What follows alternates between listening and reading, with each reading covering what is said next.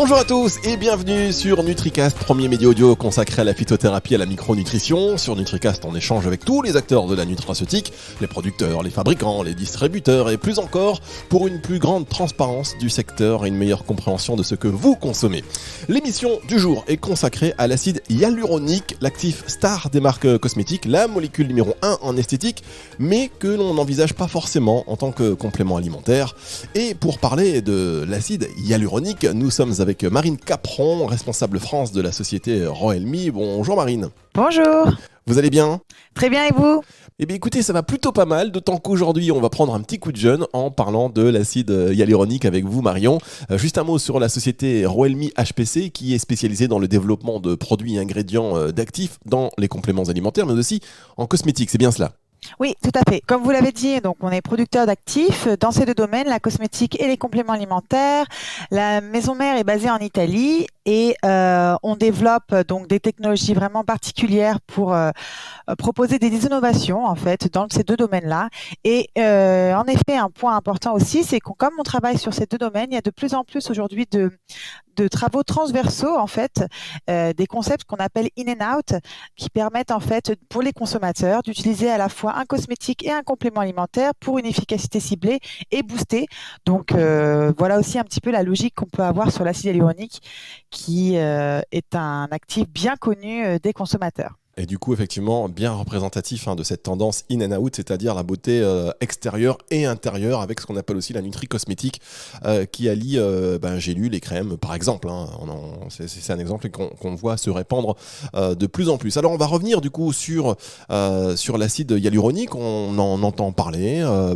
On sait que c'est la molécule star. Parfois, il y a des petites interrogations aussi concernant certaines inflammations. Enfin, donc, on va voir s'il y a plusieurs types d'acide hyaluronique. Comment choisir le bon, comment agit-il, mais on peut peut-être revenir déjà sur une définition globale pour les auditeurs qui nous écoutent. Oui, alors globalement, donc l'acide hyaluronique, c'est un glycosaminoglycane qu'on retrouve largement, on va dire, dans les tissus conjonctifs, épithéliaux et nerveux.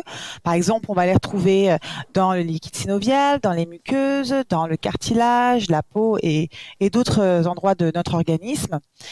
C'est une molécule qui est naturellement présente dans notre corps et qui a donc plusieurs propriétés biologiques. C'est vrai que, comme vous le disiez, celle qui est fortement appréciée et reconnue aujourd'hui, c'est toute la partie hydratation, jeunesse, anti-âge de l'acide hyaluronique. Mais en fait, comme je l'ai expliqué juste avant, l'acide hyaluronique se trouve dans d'autres lieux de notre organisme et donc a beaucoup de caractéristiques. Par exemple, il va être aussi très intéressant pour la protection du cartilage, donc des articulations, les problèmes liés à l'arthrose. On va avoir aussi l'acide hyaluronique donc dans les muqueuses, que ce soit les muqueuses vaginales, les muqueuses gastro-intestinales ou encore buccales, qui vont aussi avoir la propriété hydratante et éviter certaines problématiques que l'on peut avoir. Donc c'est vraiment une molécule qui a un large spectre d'activité en fait. C'est pas seulement cantonné à l'anti-âge et à l'esthétisme, mais vraiment aussi à des propriétés, on va dire même plus médicales, parce que l'acide hyaluronique aujourd'hui est aussi utilisé pas seulement dans les compléments alimentaires ni la cosmétique, mais aussi dans le domaine médical, via les injections ou autres. Donc c'est une molécule très intéressante. Pourquoi aujourd'hui, quand on pense à l'acide hyaluronique, on pense plus aux crèmes, aux injections qu'aux compléments alimentaires ? Oui, en fait, c'est vrai qu'il est aujourd'hui plus connu pour la partie esthétique, parce qu'il y a aussi énormément de produits et de producteurs qui ont travaillé dans ce domaine-là, et les compléments alimentaires, la nutri-cosmétique, ça reste quelque chose de bien plus récent par rapport à la cosmétique en général.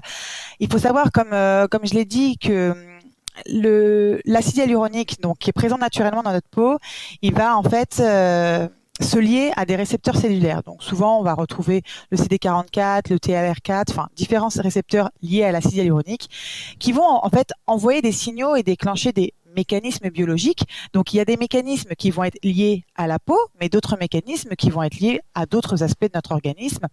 Comme par exemple, on va avoir l'acide hyaluronique qui va être connu pour sa viscoélasticité, ses propriétés lubrifiantes, son rôle dans les problèmes inflammatoires, dans les problèmes aussi de tropisme tissulaire, la réparation, la cicatrisation, l'activité filmogène. Et ça peut être bien sûr allié à la peau, mais bien sûr aussi allié à, par exemple, les problèmes articulaires, comme je disais. On doit essayer justement d'améliorer l'aspect lubrifiant entre la fibre et les os, par exemple. Il a aussi des caractéristiques sur, on va dire, le remodelage extracellulaire. Il va vraiment agir sur différents aspects. Et c'est vrai que ça a été démontré par beaucoup, beaucoup d'études aujourd'hui. L'acide hyaluronique, aussi bien en prise orale qu'en prise topique, donc les cosmétiques ou les compléments alimentaires, a vraiment une efficacité. Donc, on est vraiment sur des cibles biologiques spécifiques et la prise orale va aussi agir parce que l'acide hyaluronique n'est pas seulement dans notre tissu cutané. D'accord, donc vous dites effectivement que l'acide hyaluronique, bon, il est présent déjà à l'état naturel dans notre corps. Forcément, avec l'âge, il est présent en quantité de moins en moins importante, c'est bien cela? C'est tout à fait ça. En fait, au cours de la vie, malheureusement, la concentration naturelle en acide hyaluronique va diminuer par divers mécanismes. En fait, on va avoir, il y a eu plusieurs études qui ont démontré qu'une influence de processus inflammatoires, par exemple, ou la production de radicaux libres, a amené à la dégradation des chaînes d'acide hyaluronique. Et c'est pour cela qu'aujourd'hui, on retrouve des produits en contenant, donc on va dire de l'acide hyaluronique exogène, pour pouvoir pallier à cette diminution dans le temps. Est-ce qu'on peut le trouver dans les aliments ou est-ce qu'il y a des aliments qui peuvent favoriser sa synthèse de manière un peu à freiner ce déclin de l'acide hyaluronique dans notre organisme? Oui, alors on peut le retrouver dans différents aliments, dans différents types de légumes, dans la viande peu grasse, par exemple dans l'huile de foie de morue aussi qui est riche en acide hyaluronique, dans la gélatine. Il y a pas mal d'aliments naturels dans lesquels on peut le retrouver. Après, c'est plutôt la proportion et la concentration qui diffèrent de l'un à l'autre. Et c'est pour ça que on va plus, on va dire, se tourner sur des produits cosmétiques ou des compléments alimentaires ou produits injectables qui vont apporter une dose plus importante et avoir des résultats vraiment plus probants que seulement l'aide via la nutrition.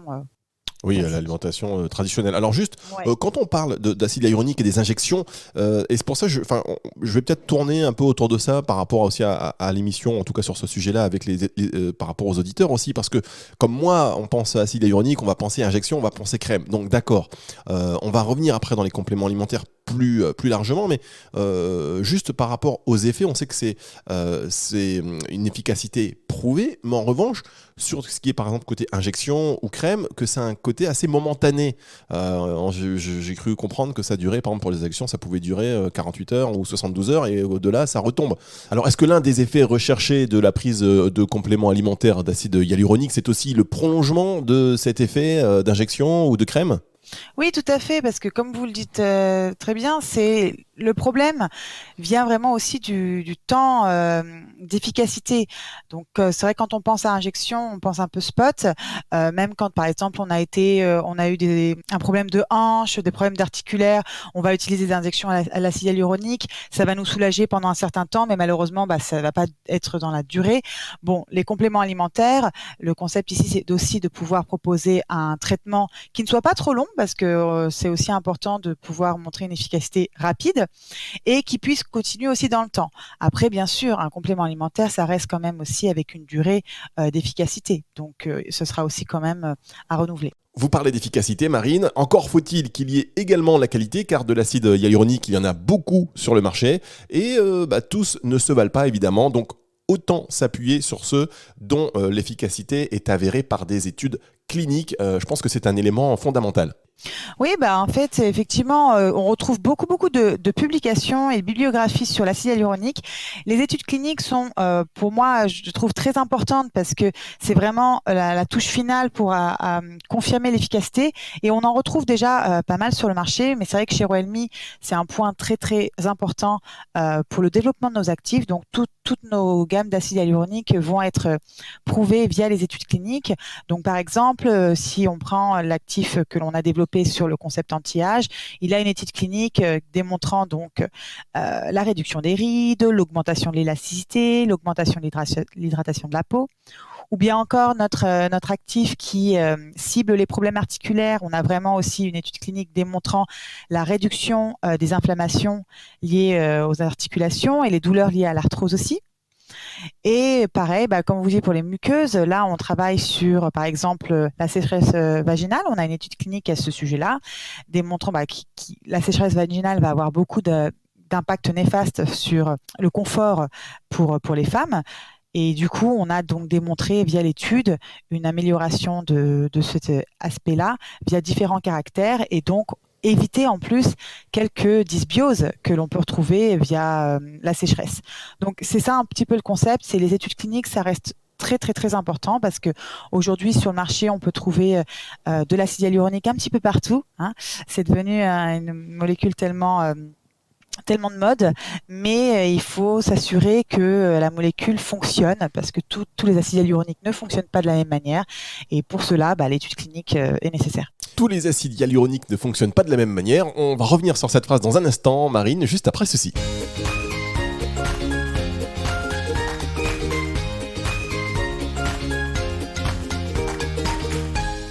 NutriCast aujourd'hui avec Marine Capron, notre invitée de la société Roelmi HPC spécialisée dans le développement, la production d'ingrédients et d'actifs dans les compléments alimentaires et en cosmétique. On parle d'acide hyaluronique et vous disiez que tous les acides hyaluroniques ne fonctionnent pas de la même manière et quand vous dites que vous développez des actifs pour des concepts anti-âge, d'autres pour des problèmes articulaires, d'autres pour les muqueuses, toujours à base d'acide hyaluronique, ça veut dire que en fait selon la partie de la molécule, il y a des visées différentes ? Oui, exactement. En fait, déjà, ce qui se passe naturellement dans notre organisme, c'est que donc on a de l'acide hyaluronique qui va être fragmenté par une enzyme, la hyaluronidase, qui va en fait en quelque sorte découper la molécule en plusieurs fragments qu'on va caractériser par le poids moléculaire. Donc aujourd'hui, quand on parle d'acide hyaluronique, on parle de poids moléculaire. Donc on va avoir les hauts poids moléculaires et les bas poids moléculaires qui vont avoir des propriétés particulières. Et en fait, chaque poids moléculaire va avoir une cible biologique. L'idée, c'est pour ça que on peut retrouver différents acides hyaluroniques avec des efficacités qui seront différentes. Un haut poids moléculaire ne pourra pas avoir les mêmes performances qu'un bas poids moléculaire. Il ne pourra pas tout faire. Et c'est ça, en fait, le point important sur l'acide hyaluronique. Et on ne peut pas forcément le décrypter à travers les étiquettes des produits, des compléments alimentaires ou de la cosmétique, parce que ce point-là n'est pas noté. Donc, c'est les producteurs tels que Roelmi et autres qui vont vraiment développer les dossiers de tests et de caractérisation de l'acide hyaluronique pour les applications spécifiques. Très bien. Alors là, franchement, on est dans le vif du sujet et je suis content d'y arriver parce que c'était pas forcément clair pour moi. Mais donc l'acide hyaluronique, donc une molécule qui va être décomposée en plusieurs fragments, chacune représentant finalement une action peut-être spécifique. C'est bien cela, avec un poids moléculaire, on parle de poids moléculaire, donc il y a le haut, les bas, et en fonction du poids de la molécule, elle va avoir une visée plutôt sur les articulations ou plutôt sur les muqueuses, par exemple, c'est bien cela ? Oui, voilà, tout à fait. Par exemple, les bas poids moléculaires, on va surtout les utiliser parce qu'ils ont une très très bonne biodisponibilité, une pénétration très rapide. Les hauts poids moléculaires, ils vont plus être caractérisés par une activité filmogène. Enfin, vraiment, ils ont leurs caractéristiques. Alors, les hauts poids moléculaires, activité filmogène, c'est-à-dire ? Par exemple, si on reprend le cas un petit peu plus connu pour la partie cosmétique et la partie, on va dire, esthétique, c'est cette partie-là qui va, ces hauts poids-là va apporter cet effet un peu liftant, celui qui va vraiment avoir ce concept un peu de tenseur de la peau. Donc, on parle d'activité filmogène, comme si on ajoutait un film sur la peau lisse qui réduit justement toutes les aspérités. D'accord. Ça, c'est un exemple, mais on parle aussi d'activité filmogène pour les articulations, etc. D'accord, ça veut dire aussi qu'en tant que consommateur, on peut décider demain de s'acheter de l'acide hyaluronique pour ses bienfaits concernant le rajeunissement, la beauté, et en réalité, c'est pas la bonne partie de la molécule, donc on va plutôt avoir un produit qui va agir sur nos articulations. C'est bien cela, et en plus, c'est pas précisé sur les étiquettes. Exactement, c'est ça toute la complexité qu'il y a derrière l'acide hyaluronique. On n'est pas assez éduqué en fait sur sa composition et surtout son mécanisme d'action. Mais oui. Et comment on peut faire nous en tant que consommateur si on a envie du haut poids moléculaire ou pour cet aspect filmogène par exemple, pour reprendre l'exemple que vous m'avez donné comme ça il y a un instant.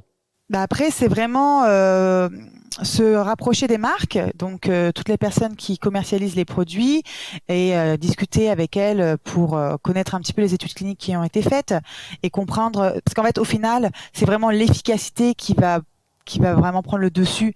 Donc, toutes les marques ont des différents tests, et les tests vont prouver vraiment l'activité sur telle ou telle cible.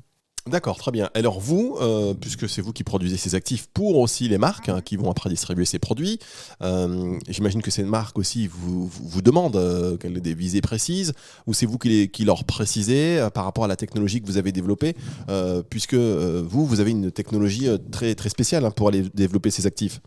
Oui, c'est ça. En fait, comme je l'expliquais, donc il y a ce concept assez standard sur le poids moléculaire de l'acide hyaluronique. Nous, chez Royalmi, on a voulu aller un peu plus loin dans ce concept-là. Il y a un peu plus de 10 ans, on a commencé à travailler sur un nouveau concept qui a donné naissance à une technologie qu'on appelle full spectrum. En fait, c'est vraiment travailler sur un spectre en hyaluronane. Donc, c'est une composition complète de différents fragments, parce que comme je vous le disais tout à l'heure, on parlait de fragments d'acide hyaluronique, c'est vraiment ce concept-là. Et ce spectre qui est composé de fragments va avoir donc une efficacité qui est vraiment plus ciblée et boostée par rapport à un grade plus standard, c'est-à-dire si on compare un acide hyaluronique de haut poids moléculaire unique, ou bien de VS, ce spectre qui va avoir différentes caractéristiques. Et c'est là vraiment où on se détache de ce qu'il y a sur le marché. On travaille sur ces spectres-là depuis pas mal de temps, et là aussi, on a développé différents spectres. Et pourquoi on a travaillé sur ce concept de spectre? C'est parce que, comme je le disais, naturellement dans notre organisme, on a cette molécule d'acide hyaluronique qui se découpe en fragments et qui va en fait créer des spectres naturels, naturellement présents. Et c'est toujours un petit peu le même concept. Quand on veut que quelque chose soit vraiment perçu et reçu et biodisponible, il faut s'y rapprocher le plus possible. Donc, le concept ici, c'était de travailler sur des spectres qui se rapprochent le plus possible des spectres naturellement présents dans la peau pour qu'on ait des réponses cellulaires plus importantes. D'accord, vous avez calqué en fait le développement de votre technologie sur ce qui se passe dans notre organisme. Tout à fait. Et en fait, effectivement, donc cette technologie et ce spectre, il va aller, du coup, il permet d'analyser ces fragments de molécules d'acide hyaluronique pour bien comprendre finalement son rayon d'action, pour pas me paraphraser, répéter le mot spectre, mais c'est un peu comme ça que ça fonctionne. Oui, c'est ça. En fait, ce spectre, après, il va être reconnu par les récepteurs de l'acide hyaluronique, et ces récepteurs vont pouvoir envoyer les différents signaux. Et voilà, s'ils veulent appeler la cellule pour parler de la réparation, je sais pas moi, des muqueuses, ou bien l'augmentation de l'élasticité. Enfin, il va y avoir pas mal de réactions en chaîne qui vont se faire. Mais le point clé, c'est que ces récepteurs vont être beaucoup plus ouverts à ce spectre-là plutôt qu'une molécule seule qui n'est pas finalement très représentative des fragments d'acide hyaluronique présents naturellement. Et alors, l'acide hyaluronique, j'en disais quelques mots comme ça en introduction par rapport aux inconvénients que ça peut représenter. Parfois, c'est un peu contesté, cette molécule, notamment pour ses effets inflammatoires. Est-ce que, pro-inflammatoires même, est-ce que ça, vous en avez des retours? Est-ce que vous avez aussi une capacité d'analyser aussi cette fragmentation de la molécule qui génère cette pro-inflammation? Comme sur beaucoup de molécules, il y a beaucoup de discussions autour des contre-indications. Clairement, l'acide hyaluronique, quand on fait des études cliniques et que c'est justement aussi une analyse sur la réception de ce complément alimentaire, par exemple, via les patients, on a une bonne database qui nous permet de comprendre un petit peu les réactions, mais les contre-indications, ça va être vraiment lié par l'application en fait en elle-même. Il va y avoir des contre-indications pour un certain type de personnes, pour une certaine application. Enfin, c'est très très spécifique. Dans la globalité, l'acide hyaluronique, ça reste une molécule quand même très safe, on va dire. Ouais, très, très démocratisé aussi. Donc ça dépend vraiment, c'est du cas par cas un petit peu. C'est exactement ça, c'est du cas par cas. D'accord, très bien. Et alors, bon, alors, pour revenir sur le côté plus consommateur, à partir de quel âge on se dit, tiens, je vais prendre de l'acide hyaluronique? Après, ça va vraiment dépendre de l'application. Par exemple, si on parle des problèmes anti-âge, bon bah là les femmes sont plus à même de dire oh bah oui, à partir de 30 ans on commence à avoir un petit effet vieillissement sur le visage. Bon bah voilà, pourquoi pas commencer les produits pour prévenir l'apparition des rides. Les problèmes articulaires, bon bah là on est plus, c'est vrai que plus sur des personnes un peu plus matures, hein, on est plus sur du 40, 50 ans, lié à toutes les personnes qui commencent à avoir des problèmes d'arthrose, ou bien par exemple aussi l'acide hyaluronique c'est utilisé dans le collyre pour les yeux, parce qu'il y a des personnes qui ont des problèmes au niveau de la cornée en termes de sécheresse. Donc là, il n'y a pas vraiment d'âge, ça va vraiment dépendre si les personnes, par exemple, ont reçu une opération, ça peut être une opération de la myopie, par exemple, ou bien que la cornée s'affaiblit et puis devient de plus en plus sèche, ça permet de soulager et d'avoir un meilleur confort. Ça dépendra un petit peu voilà, de la personne, de l'application et de la cible que l'on a. Moi, il y a une question que je me pose. Par exemple, pour le côté anti-rides, c'est on utilise cet acide hyaluronique et puis il y a un effet qui est visible. Mais est-ce que quelque part on met pas le doigt dans l'engrenage en se disant le jour où on arrête, tout va. Vous voyez, c'est quand on soutient. Le jour où on n'en prend plus, boum, c'est un vieillissement accéléré par 10.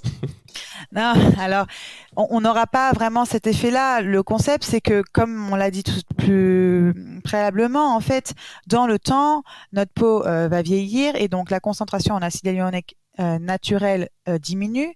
Donc c'est vrai qu'on a besoin de cet apport au final tout au cours de notre vie à partir de cet âge-là où la peau commence vraiment à vieillir.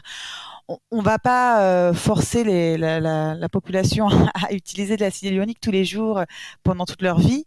Ça peut très bien se faire par des traitements. Par exemple, les compléments alimentaires, on peut proposer des, euh, des traitements, un traitement à l'année, par exemple, de 2 mois et à réeffectuer l'année suivante. C'est pas quelque chose que l'on va prendre tous les jours pendant toute notre vie.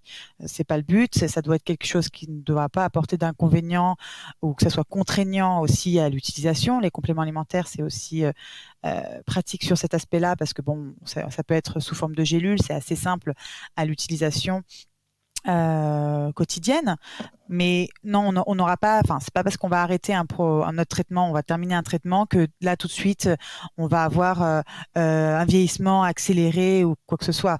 C'est justement, en plus, en général, le traitement, il y a toujours dans les études cliniques une étude qui est faite sur une durée limitée et ensuite il y a toute l'étude qui est le suivi en fait du patient sur les semaines ou mois suivant le traitement, démontrant encore l'efficacité du traitement même lorsqu'il est terminé.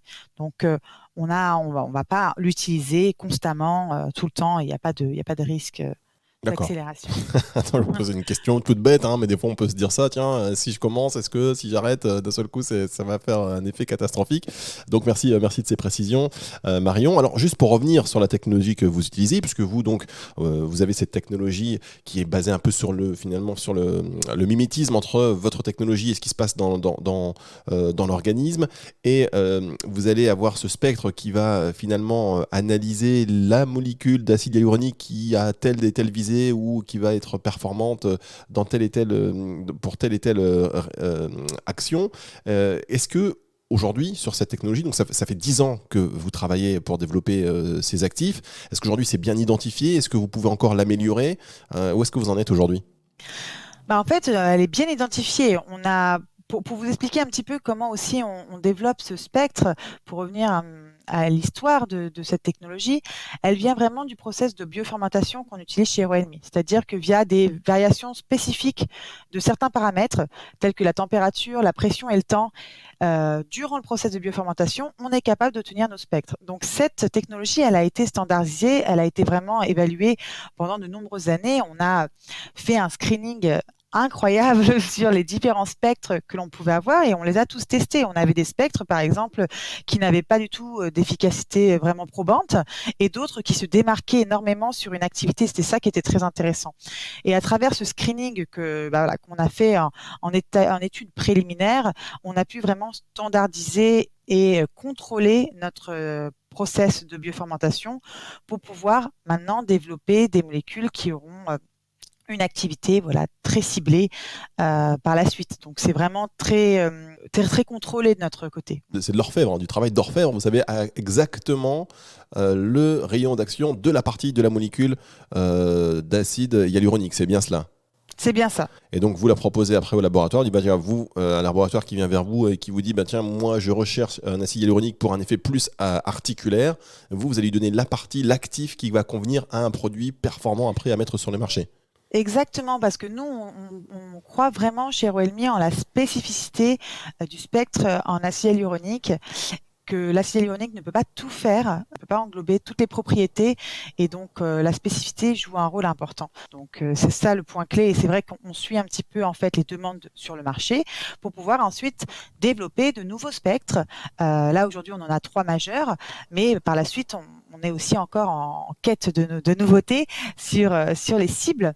Et donc voilà, on travaille dans ce sens-là. Vous parlez tout à l'heure de l'importance des études cliniques. Est-ce que chez Roelmi, est-ce que c'est quelque chose sur lequel vous vous appuyez en permanence? Parce que tout le monde ne le fait pas. On sait qu'il y en a qui sortent des acides hyaluroniques déjà sans avoir ce souci de la partie de la molécule à quelle viser. Donc c'est plutôt une annonce générale, ça fonctionne pour tout. Là, vous nous dites finalement que c'est pas comme ça que ça fonctionne. Et pareil, sur les études cliniques, tout le monde ne s'en sert pas avant pour valider une mise sur le marché d'un produit. Oui, en fait, l'acide hyaluronique aujourd'hui, malheureusement, est un petit peu vu comme une molécule très standard. Et donc, tout le monde pense un petit peu pouvoir produire de l'acide hyaluronique, mais en fait, non, c'est vraiment une technologie très particulière. Et c'est pour ça que il y a, comme je vous le disais, quand on a fait nos screenings, on s'est aperçu qu'il y avait des spectres qui n'avaient pas d'efficacité probante. Bah, c'est pareil pour les grades standards qu'on peut retrouver sur le marché. Les molécules d'acide hyaluronique, c'est pas parce que voilà, on va voir l'acide hyaluronique dans le nom ou que la molécule est celle-ci qu'elle va avoir une réelle efficacité. Et l'efficacité, elle va se démontrer donc par des tests. Donc il y a les tests in vitro qui sont déjà très intéressants pour les études préliminaires, mais c'est pas ce qui va vraiment refléter la réalité, hein, parce qu'on est en in vitro. Mais alors que les études cliniques, là vraiment, on va pouvoir confirmer l'efficacité qu'on veut mettre en avant. Sans les études cliniques, on ne peut pas confirmer que notre acide hyaluronique a vraiment l'efficacité que l'on cite. Oui, bien sûr que vous prétendez. Et donc, du coup, vous vous appuyez sur ces études cliniques. Aujourd'hui, vous dites que vous avez trois spectres, en grosso modo. Et quand vous dites on est toujours en recherche de nouveaux effets, vous avez des pistes clairement là? Parce que si vous me le dites, c'est que quelque part, vous savez que vous allez en trouver. Oui, bah, bien sûr. On a pas mal de pistes sur la santé gastro-intestinale, parce que c'est vrai qu'on n'en voit pas encore beaucoup sur cet aspect-là. On travaille aussi sur la santé des os, donc c'est quelque chose aussi de différent par rapport à ce qu'on a actuellement. Sur l'atrophie vaginale, par exemple aussi, on a pas mal d'axes de recherche sur nos nouvelles études cliniques, sur nos nouveaux spectres ou spectres actuels que l'on développe. Combien de personnes travaillent chez Roelmi dans la recherche et le développement justement de ce que vous faites aujourd'hui et de ce que vous ferez demain? Chez Roelmi, en fait, donc on a une équipe qui est dédiée par technologie. Donc, par exemple, pour la partie de la biotech sur la biofermentation de l'acide hyaluronique, on a vraiment une équipe dédiée. Donc, tout ce qui va être R&D, mais aussi voilà donc développement des process et des protocoles, parce qu'il y a à la fois toute la partie production du spectre, donc là on est dans la R&D pure et dure, puis après il y a aussi toute la partie des études, où là il faut comprendre comment on va mettre en place notre étude clinique. Donc là on est sur une équipe autour de 6-7 personnes qui travaillent sur l'acide hyaluronique en Italie. D'accord, très bien. Alors, il y a l'acide hyaluronique. Marine, je pense qu'on a bien cerné un petit peu ses propriétés, les différents rayons d'action, comment et ô combien maintenant il est important de savoir la partie de la molécule qu'on a, bas, haut, etc. Est-ce que, en fonction du type de peau, le type d'acide hyaluronique est différent par rapport à notre besoin, je parle, hein. Oui, ben là c'est toujours aussi pareil dans le sens que alors c'est naturellement présent, donc tout type de peau a cet acide hyaluronique, mais c'est vrai que les types de peau ne vont pas réagir de la même façon via un produit topique, par exemple. Donc c'est pour ça qu'il y a des études cliniques qui sont faites sur le type de peau européen, sur le type de peau plus africain, sur le type de peau asiatique. On ne peut pas tout mélanger non plus. Là, les types de peau ont leur spécificité. Donc là aussi, le mieux, ce serait d'avoir des études cliniques développées en fait sur chaque type de peau que l'on peut retrouver. Après, D'accord. c'est un gros travail et un bel investissement derrière.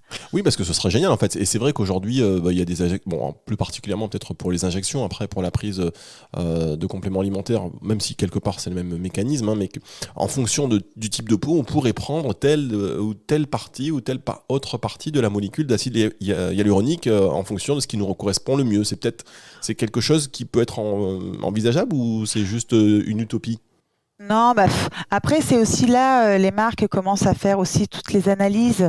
Il y a beaucoup maintenant avec l'intelligence artificielle et puis les nouveaux logiciels et applications. On peut commencer un petit peu à analyser les peaux et puis comprendre quel actif ou quel type de molécule va pouvoir vraiment réagir avec les caractéristiques souhaitées. Donc, ça travaille un petit peu dans ce sens-là. Sur les compléments alimentaires, nous, on le voit déjà quand on fait des études voilà, sur un, un panel, je ne sais pas moi, de 150 personnes. On va bien voir de toute manière qu'il y a des personnes qui réagissent plus ou moins différemment en fait selon le projet. Ensuite, c'est une question de statistique, mais tout le monde aura forcément sa réaction spécifique au produit, que ce soit des compléments alimentaires ou de la cosmétique. Donc après, c'est plus une question de résultats, de statistiques et de moyenne en fait. Très bien. Alors vous, chez Roelmi, vous fournissez les actifs aux laboratoires et aux marques qui après vont le proposer dans leurs produits, mais est-ce que vous proposez également le produit fini, clé en main comment ça se passe? Alors nous, chez Roelmi, on est donc producteur sur les actifs. Après, effectivement, on a une équipe qui développe les formulations. Donc on a la possibilité aussi de fournir un service de formules de produits finis. Alors, c'est pas du tout sous notre marque, hein. Nous, on n'est pas du tout dans le concept de vendre notre marque.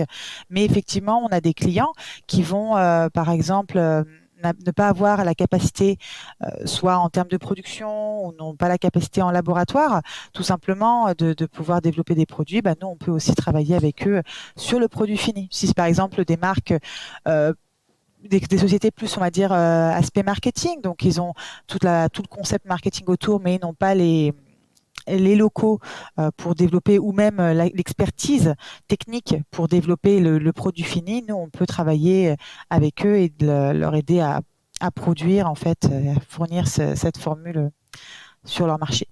D'accord. Alors vous avez parlé tout à l'heure, je voudrais qu'on revienne un instant là-dessus, de biofermentation. Est-ce que vous pourriez être un peu plus explicite pour nos éditeurs?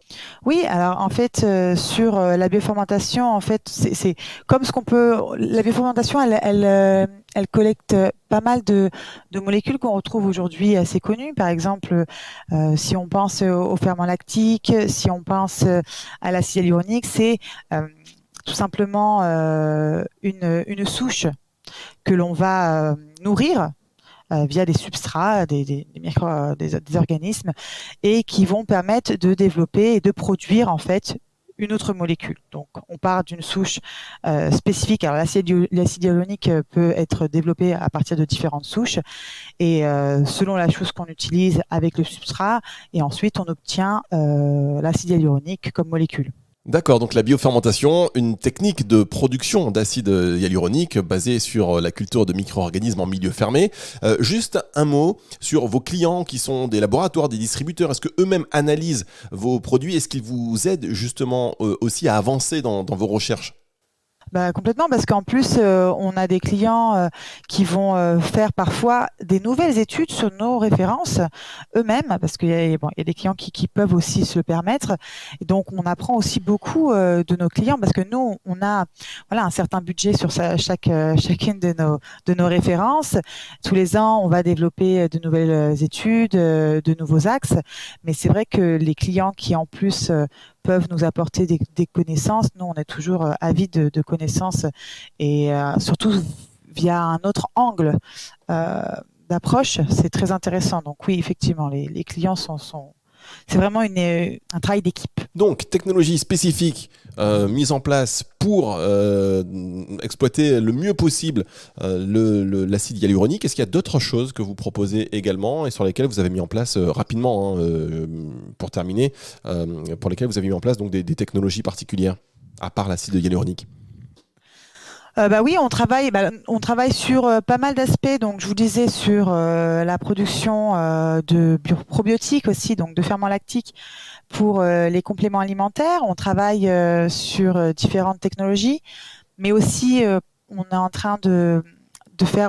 Nous, ce qu'on travaille aussi beaucoup chez Royalmi, c'est la transposition industrielle. Donc, d'un segment à l'autre, comme je vous le disais, on travaille sur la cosmétique, mais et aussi les compléments alimentaires. Donc, parfois, on va avoir une technologie qu'on a développée au début de base via la cosmétique qu'on va transposer sur les compléments alimentaires et vice versa. Donc, ça, c'est aussi un point assez spécifique de notre société. Et puis, on travaille aussi beaucoup sur les aspects, sur les extractions botaniques aussi, parce que c'est une demande forte du marché.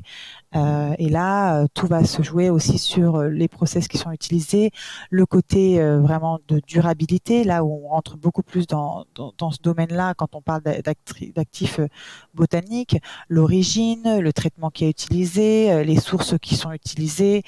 Il y a beaucoup d'aspects qui rentrent en compte et nous, on va vraiment travailler sur le domaine de durabilité dans nos process. Aussi bien lorsqu'on parle donc de la biofermentation, c'est un peu moins facile d'appliquer ces concepts-là, mais sur les actifs botaniques, c'est totalement le cas.